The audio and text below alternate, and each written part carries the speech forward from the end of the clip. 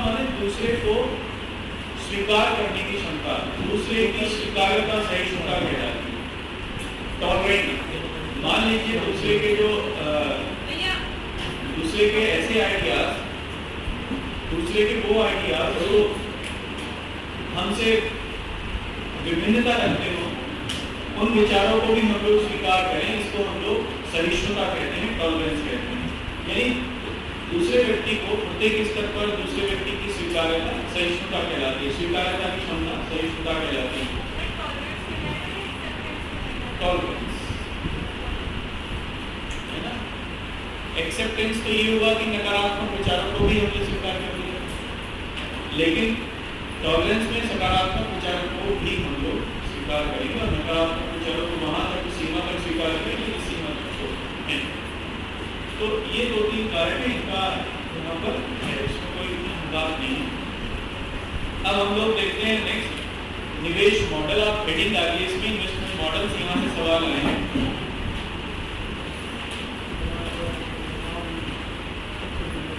मैं आपको मेन से लोकेशन दे दूं पहले या बाद में दे दूं? बाद में, चलो बाद में दूंगा। फिलहाल इन्वेस्टमेंट मॉडल देखते हैं। मुझे ये बताइए निवेश किसे कहते हैं? What is investment? What is investment या निवेश? देखो, निवेश का मतलब है कि एक स्तर से अधिक उत्पादन को बढ़ाने के लिए दी गई लागत, दिया गया इनपुट इन्वेस्टमेंट कहलाता है, निवेश कहलाता है। मान लीजिए हमें 2 शर्ट हम लोगों ने बनाई, लेकिन 2 शर्ट से हम उत्पादन बढ़ा के 4 पे लेके आना है, तो हमें क्या करना पड़ेगा? कुछ इनपुट देना पड़ेगा, कुछ आगत देना पड़ेगा उसमें, और वो आगत इस तरीके से देना पड़ेगा जिससे आउटपुट बढ़ जाए हमें। तो वो जो आगत होगा उसी को हम लोग क्या कहेंगे? निवेश कहेंगे। जो इनपुट होगा उसी को हम लोग क्या कहेंगे? इन्वेस्टमेंट कहेंगे। ये इन वाला जो है ना, इनपुट से ही इन आया है। इन्वेस्टमेंट का मतलब है उद्देश्यपरक। तो वो इन्वेस्टमेंट, वो लागत, वो इनपुट जो उद्देश्यपरक होता है उसको हम लोग निवेश कहते हैं। अभी ठीक है, एक चीज तो ये थी। दूसरी चीज ये है, देखो जब हम लोगों ने पहले अभी पीछे हम लोगों ने इकोनॉमी में देखा, भारतीय अर्थव्यवस्था में निवेश के अलग अलग तरीके थे। देखो, निवेश उत्पादन बढ़ाने के लिए आवश्यक है। तो भारतीय अर्थव्यवस्था जब शुरुआत से ग्रो कर रही होगी तो उस समय से ही इसमें कुछ ना कुछ इन्वेस्टमेंट के लेवल पर बदलाव आ रहे हैं। हम लोगों ने ये देखा शुरुआती दौर पर, जब भारत में शुरुआती स्तर पर सबसे पहले एग्रीकल्चर में इन्वेस्टमेंट किया गया।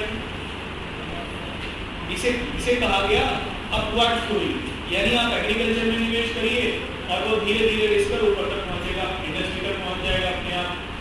एग्रीकल्चर में निवेश करेंगे, एग्रीकल्चर में उत्पादन बढ़ जाएगा, आय बढ़ जाएगी, आय मांग को जनरेट करेगी और मांग की पूर्ति औद्योगिक उत्पादन से होगी। इस तरीके का नियम।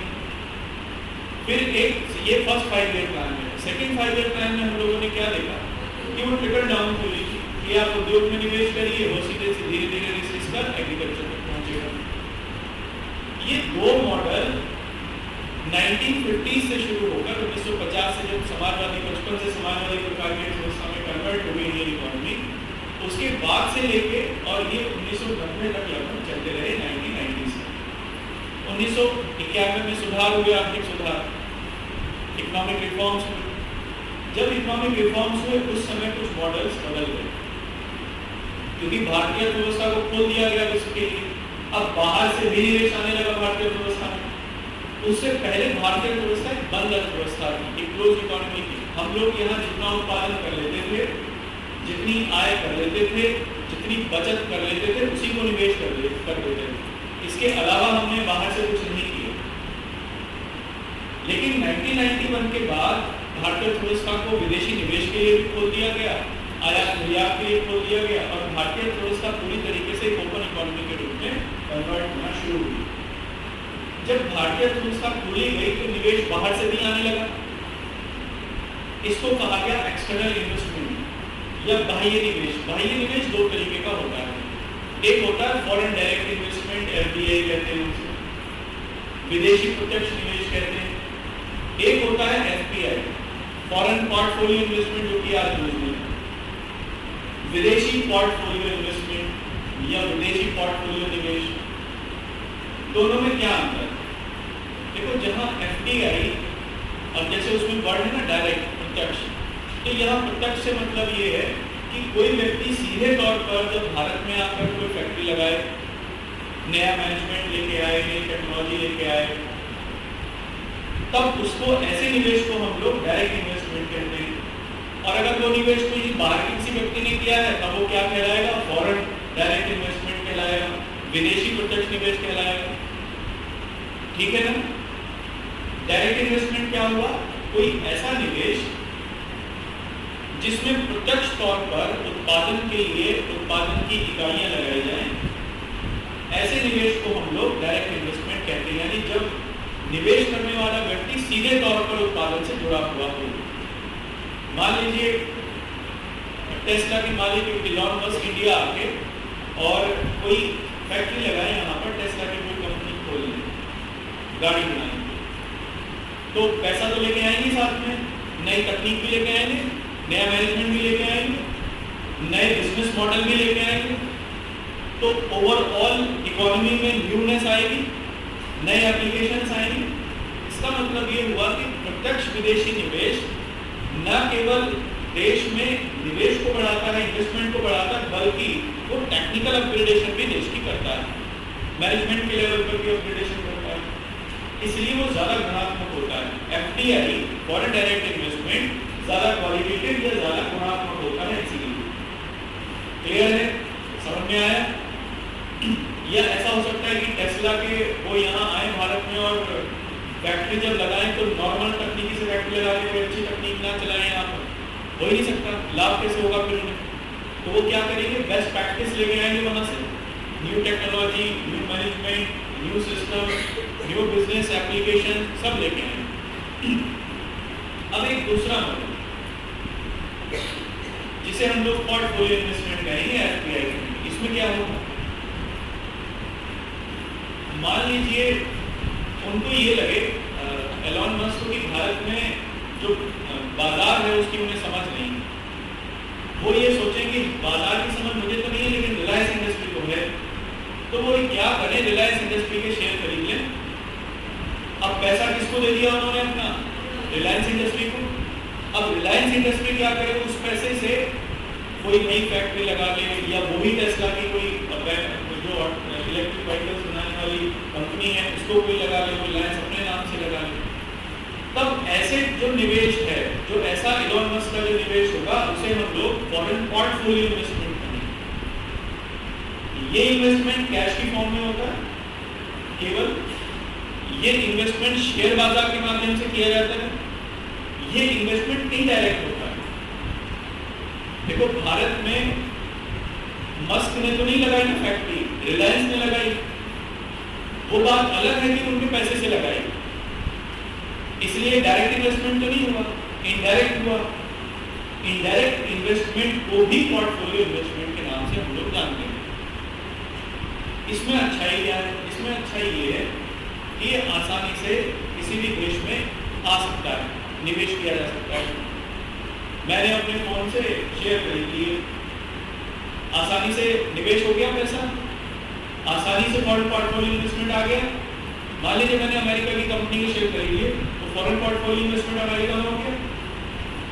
लेकिन मुझे ये लगे तत्काल ही कि कल तो आज मैंने शेयर खरीदा, मुझे कल ये लगे कि अमेरिकन इकोनॉमी में रिसेशन आ सकती है, मंदी आ सकती है, तो मैं क्या करूँगा? अपने शेयर वापस खींच लूँगा। तो ये निवेश तुरंत वापस जा भी सकता है, जितनी तेजी से आता है उतनी ही तेजी से वापस चला जाता है। इसीलिए इसकी जो नेचर होती है वोलेटाइल होती है, इसकी प्रकृति उग्र होती है, स्टेबिलिटी नहीं होती, स्थायित्व नहीं होता इसमें। जैसे इस समय भारतीय अर्थव्यवस्था से जो जाने वाला बाहर निवेश है वो सब एफपीआई है, उसमें लिखा हुआ था ना एफपीआई गया $8 बिलियन। इसकी यही खास बात होती है कि ये कब आ जाएगा पता नहीं होता, कब चला जाएगा ये भी पता नहीं होता। एक बड़ा सीधा सा इसका पता करने का फंडा है कि अगर देश की आर्थिक स्थिति ठीक ठाक है और इकोनॉमिक ग्रोथ तेजी से हो रही है, तब फॉरेन पोर्टफोलियो इन्वेस्टमेंट आता रहेगा, एफपीआई आता रहेगा, निर्बाध रूप से रुकेगा भी। लेकिन जैसे ही अगर इकोनॉमी में कोई समस्या देखने को मिलेगी तब फिर ये वापस भी चला जाएगा, रोके से नहीं रुकेगा। मान लो किसी देश में अगर निवेश के लेवल पर, इन्वेस्टमेंट के लेवल पर एफपीआई का शेयर बहुत ज्यादा है। मान लीजिए किसी देश में 100 रुपए निवेश हुए और उसमें 80 रुपए जो थे वो एफपीआई के माध्यम से निवेश हुए, यानी शेयर बाजार के माध्यम से निवेश हुए, और केवल 20 रुपए ही उसमें एफडीआई के माध्यम से आ पाए, तब फिर उस देश की इकोनॉमी में स्टेबिलिटी नहीं आ पाएगी। क्यों? क्योंकि वो 80 रुपए कब बाहर चले जाएंगे ये नहीं पता होगा, इसलिए वो अर्थव्यवस्था कभी भी डूब सकती है। अभी श्रीलंका के साथ यही हुआ। श्रीलंका में सिचुएशन जो बनी यही बनी, टूरिज्म सेक्टर था, लोग पैसा निवेश कर रहे थे जब टूरिज्म का बूम था 2009-2010 में। अब टूरिज्म का बस्ट हुआ कोविड के चलते, वहाँ अटैक के चलते, इस पे बॉम्बिंग्स वगैरह के चलते लोगों ने पैसा बाहर निकाल दिया, दैट्स इट। वो धराशायी हो गई व्यवस्था। इसलिए पोर्टफोलियो इन्वेस्टमेंट वॉलेटाइल होता है, अनस्टेबल होता है, स्टेबिलिटी को नहीं बताता। जबकि एफडीआई गुणवत्तापरक होता है, न केवल कैश के फॉर्म में, न केवल विदेशी मुद्रा लेकर आता है, बल्कि नई तकनीकी, नया बाजार की जो परिपाटियां हैं या मार्केट एप्लीकेशंस हैं उनको भी लेके आता है, बिजनेस मॉडल्स लेके आता है ना। तो इसलिए वो न्यूनेस लेके आता है किसी भी इकोनॉमी में, वो पॉजिटिव होता है। अगर किसी देश में एफडीआई का स्तर ज्यादा है तब ये हम लोग कह सकते हैं कि उस देश में जो आर्थिक व्यवस्था है, आर्थिक समृद्धि वो तेजी से हो सकती है लंबे समय में। ठीक है, एफडीआई लिख लोगे कराया तो। अब देखो एफडीआई में ही या एफडीआई में छोड़ो, निवेश के लेवल पर कुछ मॉडल्स हैं। ये एफडीआई एफपीआई तो मैंने आपको फॉरेन लेवल पर जो निवेश की बातें हैं, निवेश के पार्ट हैं, मैंने वो बताया। अब कुछ निवेश के मॉडल्स हैं, जैसे हम लोग देखो किसी भी देश में उत्पादन करने के लिए निवेश तो करना ही पड़ेगा, ये हमें पता है। सबसे पहले चाइना ने कुछ बदलाव किए। चाइना एक नई कॉन्सेप्ट को अपने यहाँ लेके आया, वो कॉन्सेप्ट थी सेस की, स्पेशल इकोनॉमिक जोन या विशिष्ट आर्थिक क्षेत्र की वो कॉन्सेप्ट थी। ठीक है, विशिष्ट आर्थिक क्षेत्र क्या होता है मैं आपको ये बताता हूँ। चलो इसको कैसे लिखूं, समझा लूं फिर लिखवा दो, मैं कभी भी दूंगा, ठीक है ना।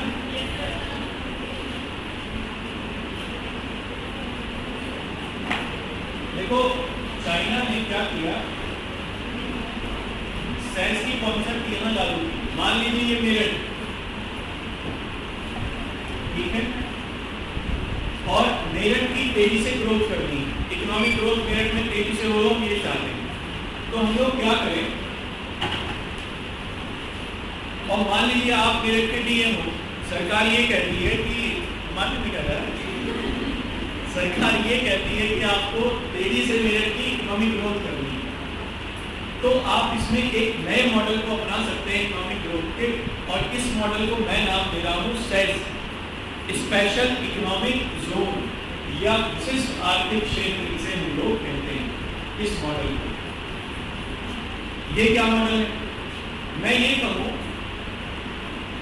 कि मेरठ में मैं सारी इंफ्रास्ट्रक्चर डेवलप कर दूंगा, सड़कें बना दूंगा, रेलवे, रोडवेज, बिजली, पानी सब बढ़िया कर दूंगा। और मैं ये भी कहता हूँ कि जो भी यहाँ पर निवेश करेगा, कोई भी व्यक्ति निवेश करेगा, मैं उसे 10% छूट दूंगा आय कर में, इनकम टैक्स में 10% की रिबेट मिलेगी।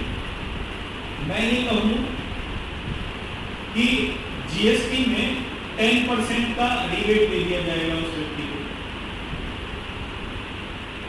मैं ये कहूँ कि एक्साइज ड्यूटी 10% कम कर दी जाएगी, ठीक है। तो मुझे ये बताइए कि क्या निवेश हो सकता है या नहीं हो सकता आपके मेरठ में? हो सकता है। इसलिए क्योंकि आयकर कम हो गया, जीएसटी कम हो गया, है ना, एक्साइज ड्यूटी कम हो गई। अब मुझे जो भी उत्पादन मेरठ में करना होगा उसमें बाकी जगहों से 10% कम देनी पड़ेगी एक्साइज ड्यूटी। जो मुझे आय होगी उसमें भी 10% कम मुझे देना पड़ेगा, है ना, इनकम टैक्स वगैरह। तो मुझे ज्यादा लाभ है मेरठ में निवेश करने से, तो मैं क्या करूंगा, मेरठ में निवेश करूंगा नहीं। और अगर ऐसी शुरुआत हो मेरठ में निवेश वगैरह की, तो बाहर से भी निवेश आ सकता है मेरठ में, क्योंकि बाकी सब इंफ्रास्ट्रक्चर पहले से ही डेवलप है। तो मेरठ में निवेश बढ़ जाएगा नहीं बढ़ जाएगा, बढ़ जाएगा। निवेश बढ़ जाएगा तो उत्पादन बढ़ जाएगा। अगर उत्पादन बढ़ेगा तो ओवरऑल मेरठ की आय बढ़ जाएगी नहीं, और अगर ओवरऑल मेरठ की आय बढ़ेगी तो सरकार की आय बढ़ जाएगी नहीं। तो जो पैसा सरकार ने रिबेट में, छूट वगैरह में दिया वहां पर, वो थोड़ी देर से लेकिन वापस सरकार के पास पहुंच जाएगा नहीं पहुंच जाएगा, और कई गुना लेवल पर पहुंचेगा फिर बाद में, क्योंकि लगातार आय बढ़ती चली जाएगी। जब निवेश होता चला जाएगा लगातार उत्पादन बढ़ेगा, लगातार उत्पादन बढ़ेगा, आय बढ़ेगी। इस मॉडल को चाइना में अपनाया गया 1995 के आसपास, और 1995 से लेकर 2005 तक चाइना में बहुत बड़ी मात्रा में ग्रोथ रेट हुई। इस मॉडल ने ही चाइनीज इकोनॉमी को बदला। जब चाइनीज इकोनॉमी को इस मॉडल ने चेंज कर दिया, तब फिर इस मॉडल को दुनिया ने एक्सेप्ट किया। भारत ने भी इसमें 2005 के बाद हम लोगों ने, बल्कि 2005 में ही सेस की जो कॉन्सेप्ट है वो लागू की, और पहला जो सेस बना वो कांडला और मुंद्रा पोर्ट को पहले सेस डिक्लेयर किया गया स्पेशल इकोनॉमी से। पोर्ट्स वगैरह को सेस डेवलप घोषित करने में क्या फायदा है कि वहां से एक्सपोर्ट और इंपोर्ट ज्यादा हो जाएगा नहीं। अगर एक्सपोर्ट इंपोर्ट पोर्ट से ज्यादा होगा, बंदरगाहों से ज्यादा होगा, तो वहां पर मैन्युफैक्चरिंग गतिविधियां बढ़ जाएंगी। एक तो कॉन्सेप्ट है सेस की, ये समझ में आई। किसी क्षेत्र का विकास करना हो अगर, तो सेस के माध्यम से किया जा सकता है। चलिए, अब इसमें एक और मॉडल कुछ है, एक दो, जैसे एक मॉडल है इसमें क्लस्टर डेवलपमेंट मॉडल या cluster investment model. Cluster investment model का क्या मतलब है? देखो, वेस्टर्न उत्तर प्रदेश के अगर हम लोग 2-4 जिलों की बात करें, तो हर जिले का अपना एक उत्पाद है, उस प्रोडक्ट की अपना स्पेसिफिकेशन है। जैसे मेरठ में केक का सामान है ना, सहारनपुर में लकड़ी का या कास्ट कला का सामान, खिलौने वगैरह लकड़ी के या बाकी सामान अच्छा मिलता है वहाँ पे, और मुरादाबाद में पीतल का सामान अच्छा मिलता है, खुर्जा में जो पॉटरी है वो बहुत बढ़िया मिलती है ना। ये क्या है, ये अलग अलग क्लस्टर्स हैं।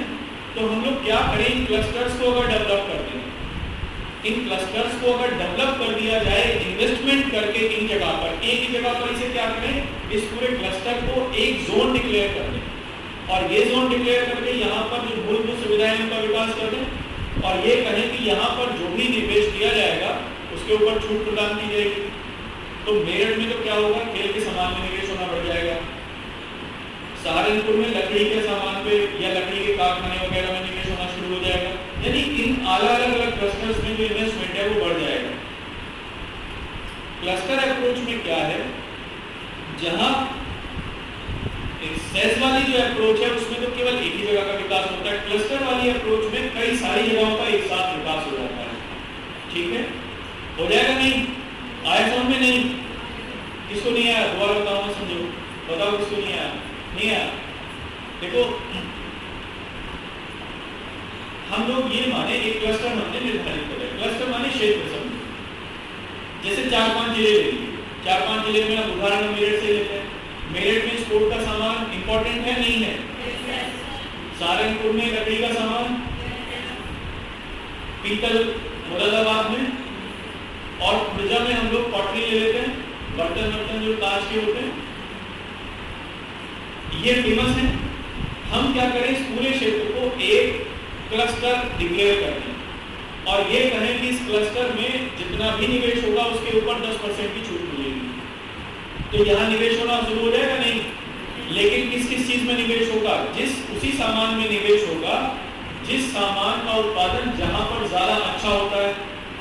मेरठ में स्पोर्ट्स के सामान का उत्पादन अच्छा होता है, तो यहाँ पर किस चीज में निवेश बढ़ जाएगा? स्पोर्ट्स में निवेश बढ़ जाएगा। ये यहाँ पर कांच के बर्तन बनेंगे? नहीं बनेंगे। ऐसे ही खुर्जा में कांच के बर्तनों में इन्वेस्टमेंट शुरू हो जाएगा। इसको कहा गया क्लस्टर अप्रोच। जहां सेस में केवल एक ही जगह का विकास हो रहा था, वहां क्लस्टर अप्रोच में कई सारी जगहों का एक साथ विकास होता है। क्लियर? तीसरा मॉडल आता है public private partnership model, PPP model उसे कहते हैं, सुना है? पब्लिक प्राइवेट पार्टनरशिप मॉडल की खास बात यह है कि इसमें निजी और सार्वजनिक क्षेत्र की साथ साथ भागीदारी होती है। पब्लिक प्राइवेट पार्टनरशिप में हाल ही में कई सारे मॉडल, सब मॉडल्स डेवलप हुए हैं। पब्लिक प्राइवेट पार्टनरशिप का क्या मतलब है? सरकारी क्षेत्र और निजी क्षेत्र मिलकर, जैसे कहाँ मिलेंगे? मान लो सरकार के पास पैसा नहीं है, लेकिन अंबानी के पास पैसा है। अंबानी ये कहे सड़क मैं बना दूंगा, लेकिन भूमि अधिग्रहण आप करके दीजिए, क्योंकि किससे कितनी जमीन लेनी है मेरे पास रिकॉर्ड नहीं है, सरकार के पास इस चीज का रिकॉर्ड है ना? सरकार कहती है ठीक है, जमीन हम आपको खरीद के दे देंगे, पैसा आप दे दीजिए, डेवलप आप कर दीजिएगा, दोनों की पार्टनरशिप हो गई, सड़क बन जाएगी नहीं? इसको कहा गया पब्लिक प्राइवेट पार्टनरशिप मॉडल, निजी सार्वजनिक क्षेत्र की भागीदारी का मॉडल। क्लियर? अब इसमें कई सारे सब मॉडल्स हैं, जैसे सड़क बन गई, अब उसमें जो पैसा निवेश किया गया है उसे कैसे वापस लिया जाए? एक इसमें मॉडल है जिसे बो मॉडल कहते हैं, BOO मॉडल। BO का मतलब क्या है? बिल्ड, ओन और ऑपरेट। ठीक है?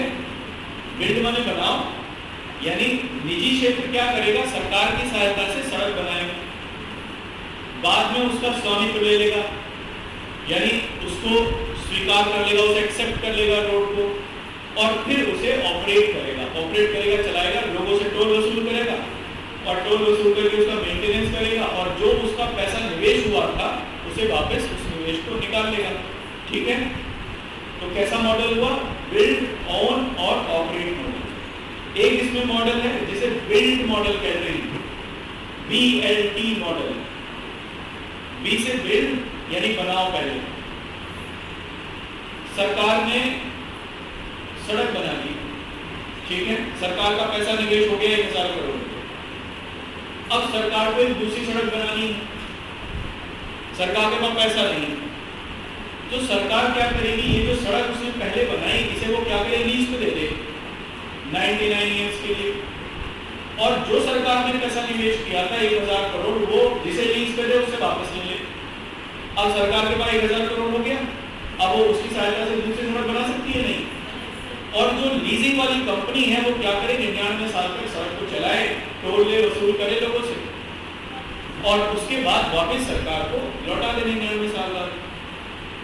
सड़क भी डेवलप हो गई और हर व्यक्ति को उसका जो भी शेयर था वो मिल गया। सरकार ने अपना वो पैसा निकाल लिया जो उसने निवेश किया था, फिर दूसरी जगह सड़क मिलेगा, दूसरी जगह का विकास हो गया। समझ में आया ये मॉडल? एक इसमें तीसरा मॉडल है, बोट मॉडल कहते हैं उसे, बिल्ड, ऑपरेट और ट्रांसफर मॉडल। पहले बनाओ, फिर ऑपरेट करो और फिर ट्रांसफर करो। मान लीजिए किसी निजी क्षेत्र ने कोई सड़क बनाई, वो क्या करे? उसने पैसे निवेश कर दिए 100 रुपए। अब जब तक वो 100 रुपए वापस नहीं ले लेता विद डिविडेंड, विद लाभांश, यानी उसका जो ब्याज सब लगा के, तब तक वो उसे ऑपरेट करेगा। जब उसके वो पैसे वापस आ जाएंगे तब वो सरकार को ट्रांसफर कर देगा। ये बिल्ड, ऑपरेट, ट्रांसफर मॉडल है। एक इसमें तीसरा मॉडल है बिल्ड, ऑपरेट, लीज और ट्रांसफर मॉडल। बोल्ड मॉडल कहते हैं इसे। पहले बनाओ, सरकार ऑपरेट करे उसे कुछ दिन तक, सरकार की जो इनिशियल मनी थी वो वापस आ जाए, और फिर उसे वो लीज पर दे दे किसी भी प्राइवेट सेक्टर। प्राइवेट सेक्टर उसे लीज पर लेके सड़क को चलाए, टोल वगैरह रिसीव करे, और बाद में फिर उसे सरकार को वापस ट्रांसफर करे। ठीक है?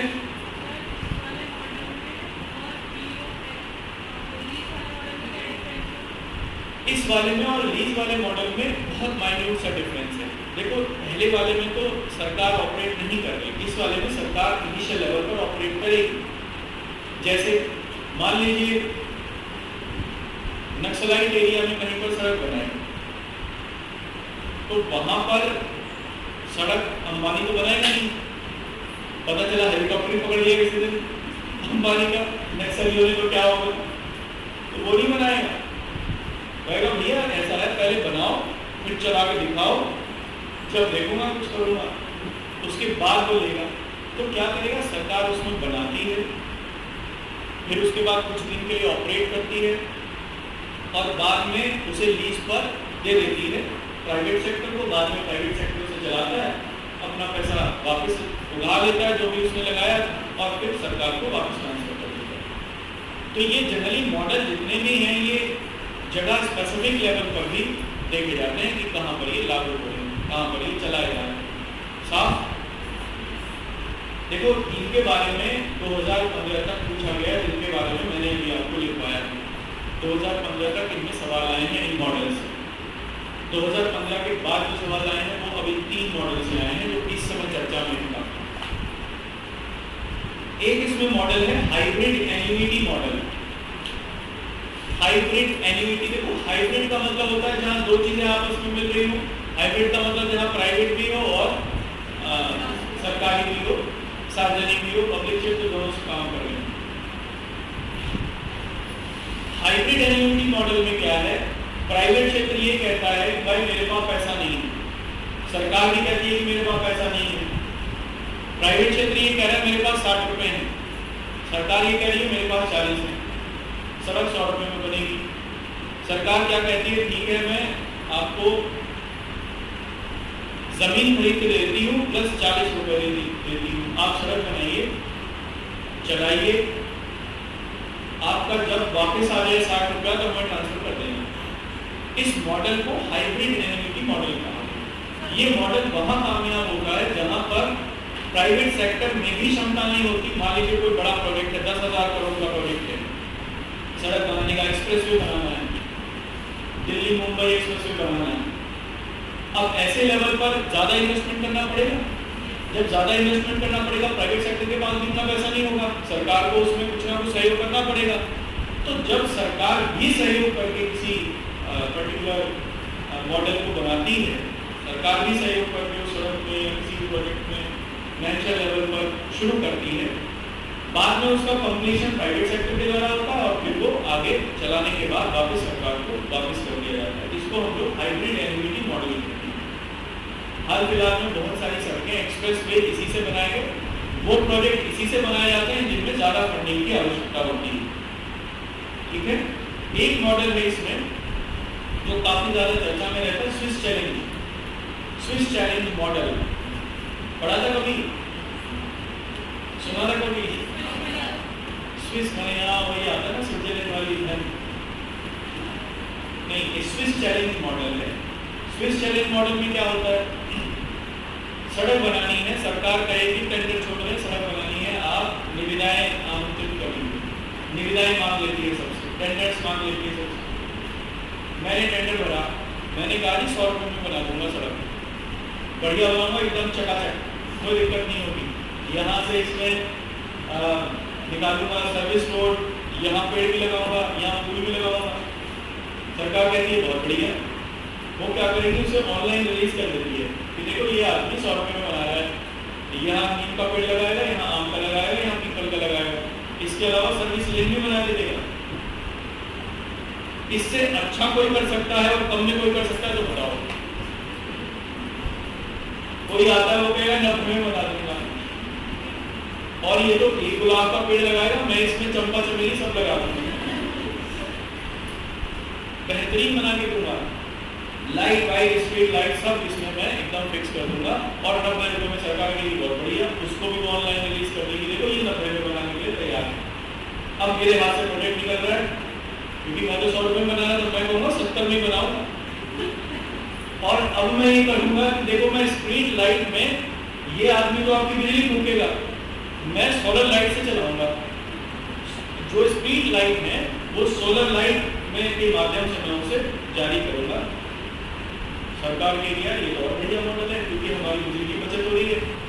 तो वो कहेगी कि फिर भाई 70 से कम में कोई बनाने के लिए तैयार हो तो बताओ, नहीं तो हम इसे दे रहे हैं, तो मुझे दे देगी।